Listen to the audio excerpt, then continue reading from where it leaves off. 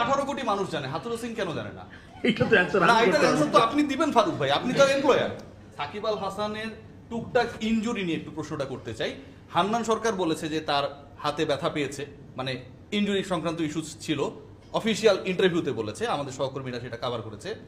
নাজমুল শান্ত বলেছে, আপনি কি জানতেন কিনা, মানে ওনারা বলার পর বা আগে? ইনজুরিটা আসলে ওর আঙ্গুলে একটু ইনজুরি ছিল। শুনেছেন তো, তাই তো? হ্যাঁ, আমি শুনেছি। আচ্ছা, হাতুরা সিং শুনেনি ফারুক ভাই, কেমন লাগলো ব্যাপারটা?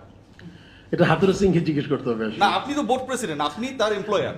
সো একজন কোচ, তিনি সাকিবদের দেখভালের জন্য ওখানকার চিফ অথরিটি, তিনি জানেন না, আপনি বাংলাদেশে বসে জানেন। ইনজুরি আসলে ইনজুরিটা কি আমি বলি, ইনজুরি একটা লিগে ইনজিওর, যা মানে ও বলেছে যে ওর যে বোলিং ফিঙ্গারটা একটু উইক হয়েছে বিকজ প্রবাবলি কন্টিনিউয়াস খেলার জন্য এই ধরনের এটা ইনজুরি। তো 18 কোটি মানুষ জানে, হাতুরু সিং কেন জানে না?